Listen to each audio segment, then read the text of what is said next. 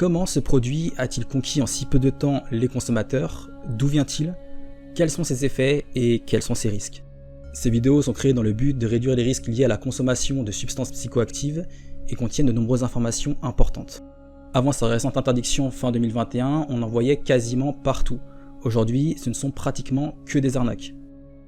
Cette histoire commence en 2009. Des opérations de lutte anti-drogue sont menées afin de saisir des grandes quantités de safrole, un élément majeur dans la production et donc la synthèse de MDMA. Ces saisies vont donc créer une pénurie de MD et les consommateurs vont s'intéresser à d'autres produits stimulants. Et il y en a un en l'occurrence qui va tirer son épingle du jeu, il s'agit de la méphédrone ou 4-MMC. Elle va envahir le marché puis va rapidement être interdite en 2010. Mais seulement un an après, les vendeurs de nouveaux produits de synthèse vont commencer à mettre une molécule en avant avec des effets proches de la 4-MMC. Vous l'avez deviné, il s'agit de la 3-MMC. Il s'agit du principe des nouveaux produits de synthèse, c'est-à-dire dériver des molécules en modifiant leur structure moléculaire afin de les faire entrer dans un cadre semi-légal et ainsi faciliter leur commerce. Une dérivation peut considérablement changer les effets d'une drogue. Pour la faire court, aujourd'hui la 4-MMC est considérée comme étant beaucoup plus puissante que la 3-MMC. Les années suivantes, la 3-MMC s'est insérée petit à petit dans le milieu du chemsex ou chemical sex qui se traduit par des rapports avec des substances psychoactives afin d'amplifier les sensations. Lorsque vous allez demander les effets de la 3-MMC à quelqu'un, il va souvent vous dire que les effets se situent entre la cocaïne et la MDMA. Et bien ce n'est pas forcément faux. Elle cumule des effets propres aux stimulants, c'est-à-dire le fait d'avoir un regain d'énergie ainsi qu'un certain boost de confiance. Elle a aussi des actions sur des neurotransmetteurs régulant notre humeur et donc notre plaisir. Elle augmente l'empathie, le besoin de sociabilisation et d'affection. Elle peut améliorer l'appréciation du moment, des personnes avec qui vous êtes ou du lieu où vous vous trouvez.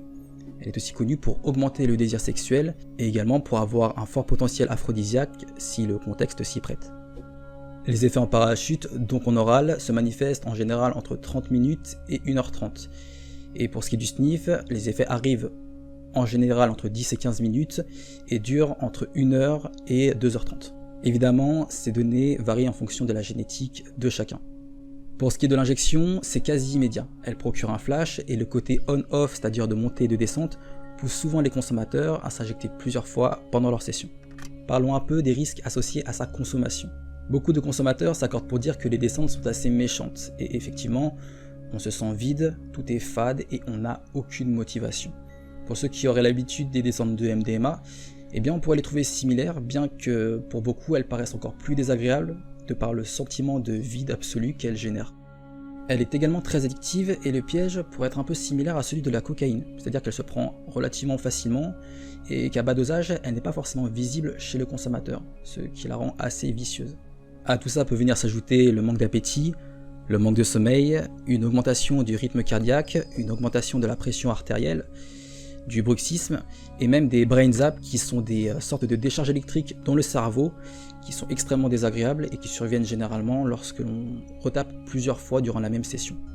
Et évidemment par-dessus tout ça se rajoute un sentiment dépressif. Sur le long terme, eh bien évidemment tout ça ne s'arrange pas. Les conséquences dépendent évidemment de la voie d'administration mais aussi de la fréquence à laquelle elle a été consommée. Donc potentiellement des atteintes neurotoxiques, des atteintes du système vasculaire, rénal et hépatique, et sur le plan psychologique, elle peut provoquer des paranoïas.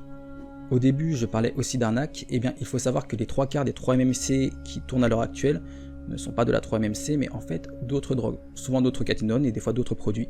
Et il faut savoir que plusieurs consommateurs consomment d'autres produits que de la 3-MMC depuis déjà plusieurs mois, sans même en être au courant. Donc pensez toujours à faire analyser vos produits, c'est extrêmement important.